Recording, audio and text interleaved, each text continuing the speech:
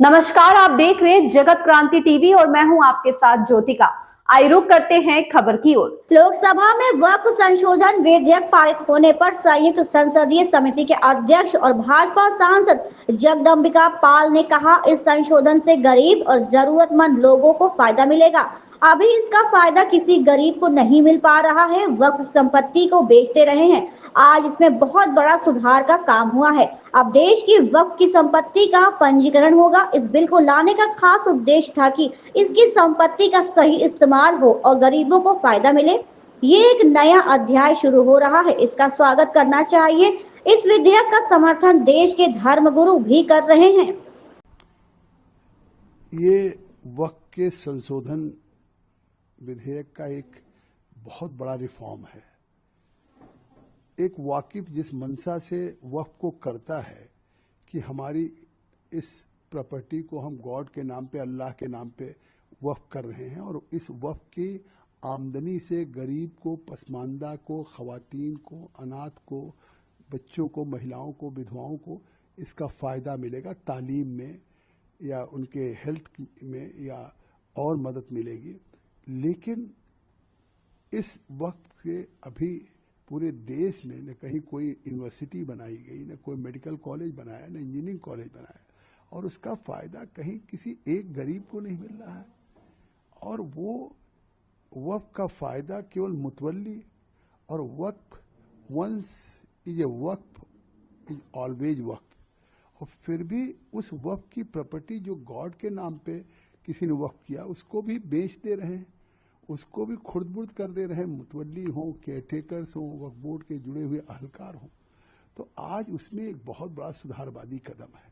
अब देश की वक्फ की प्रॉपर्टी को रजिस्टर्ड किया जाएगा। इस कानून के दोनों सदनों में पारित होने के बाद 6 महीने में वामसी पोर्टल भारत सरकार के अल्पसंख्यक मंत्रालय पर डाला जाएगा।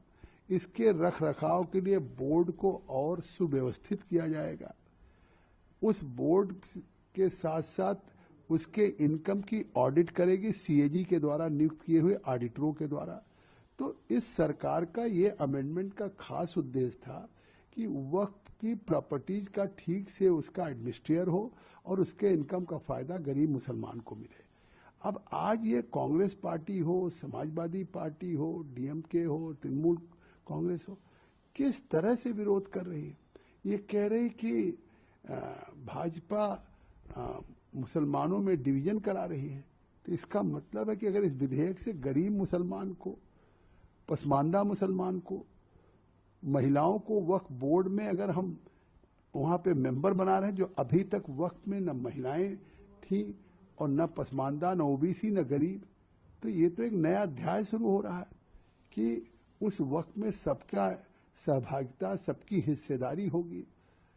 तो इससे तो एक वेलकम करना चाहिए। लेकिन आज इस वक्फ के संशोधन का अगर विधेयक देश के माने जाने धर्मगुरु अजमेर शरीफ के सज्जादा नसीन नसरुद्दीन चिश्ती अगर वो बिल का समर्थन करते हैं, पसमानदा महाज के अध्यक्ष बिल का समर्थन करते हैं, तो ऐसे धर्मगुरुओं को इमरान मसूद कांग्रेस के सांसद दलाल और गालियां दे रहे हैं। और इसके बाद राहुल गांधी चुप हैं। राहुल गांधी उस पर कोई कार्रवाई नहीं कर रहे हैं। तो राहुल गांधी अगर ये समझते हैं कि हमारे लिए मुसलमान वोट बैंक है, हम इस सुधारवादी कदम के भी, वक्फ का भी हम विरोध करेंगे, अनकॉन्स्टिट्यूशनल है। तो अनकॉन्स्टिट्यूशनल तो वो था जब मनमोहन सिंह की सरकार के द्वारा तैयार किए गए विधेयक को उन्होंने फाड़ा था, वो अनकॉन्स्टिट्यूशनल था। और आज इसको अनकॉन्स्टिट्यूशनल करें। अनकॉन्स्टिट्यूशनल वो था कि 2014 के चुनाव में वोट लेने के लिए 3 दिन पहले कैबिनेट डिसीजन करके दिल्ली की 123 प्रॉपर्टी जो ब्रिटिशर्स ने राजधानी के लिए एक्वायर किया था, उसको वक्फ बोर्ड को देने का फैसला कर दिया। तो वो तुष्टीकरण था तमाम जगह। तो आज उन चीजों के लिए अगर एक स्पष्ट लेकर के आए कि अब कोई एग्रीव्ड होगा, चाहे गवर्नमेंट की प्रॉपर्टी हो, एग्रीव्ड है, या कोई प्राइवेट। वर्षों से आपने कर्नाटका में देखा, तमाम किसानों की वहां कांग्रेस की सरकार ने वक्फ अदालत लगा के उसको वक्फ घोषित कर दिया। तो अब कम से कम भविष्य में इस तरह की चीजें रुकेंगी और वक्फ का डिस्प्यूट खत्म होगा। जो 50,000 से ऊपर अभी भी डिस्प्यूट है, जिसमें तमाम मुस्लिम पक्षकार हैं, वो भी वक्फ बोर्ड से लड़ रहे हैं। और उस वक्त सेक्शन 40 को हमने समाप्त किया है कि अभी सेक्शन 40 को 2013 में अमेंड करके ये पावर दे दिया कि जो संविधान से ऊपर हो गया, संविधान के आर्टिकल 300A को ओवरराइड करने वाला हो गया कि वक्फ बोर्ड अगर चाहे तो किसी भी प्रॉपर्टी को वक्फ कर सकता है। इस खबर में बस इतना ही। बने रहिए जगत क्रांति टीवी के साथ।